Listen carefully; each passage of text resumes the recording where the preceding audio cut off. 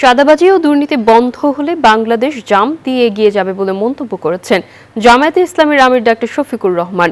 রাজধানীর কারণ বাজারে নির্বাচনী জনসভায় এই কথা বলেন তিনি বলেন 11 দলীয় জোট নির্বাচিত হলে 13 তারিখ থেকে বাংলাদেশের চেহারা বদলে যাবে। এর আগে রাজধানীর মিরপুরে নির্বাচনী প্রচারণায় মাল্টিমিডিয়া গাড়ি ও বাস উদ্বোধন করেন তিনি।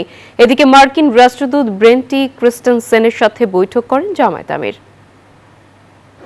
এটা আমাদেরকে জাতীয় সংসদ নির্বাচন ঘিরে সারা দেশে চলছে প্রার্থীদের বিরামহীন প্রচারণা।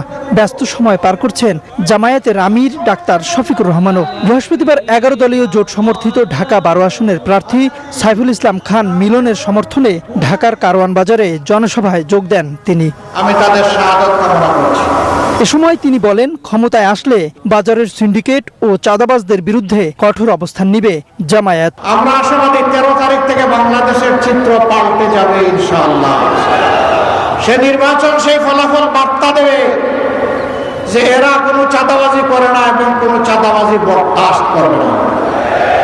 সাথে সাথে 90% চাঁদাবাজের হাত অবশ হয়ে যাবে। এর আগে রাজধানীর মিরপুরে নির্বাচনের প্রচারণায় মাল্টিমিডিয়া গাড়ি ও বাস উদ্বোধন করেন জামায়াত প্রধান। অভিযোগ করেন, জনগণের প্রতি আস্থা না থাকায় শেরপুরে হামলা চালানো হয়েছে। বেশি জাম চাপিয়ে দেওয়া হয়েছে। আমরা ওটা আর চাই না। ওটার আমরা চাই পরিবর্তন। আমরা একটা ন্যায় ইনসাফ ভিত্তিক সমাজ চাই।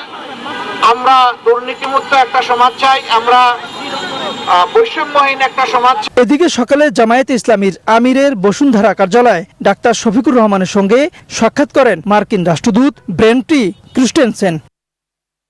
তাওহিদুল ইসলাম, নিউজ 24, ঢাকা। পদ্মা সেতু, মেট্রো রেল এবং এলিভেটেড এক্সপ্রেসওয়ে নির্মাণের গর্বিত অংশীদার বসুন্ধরা সিমেন্ট।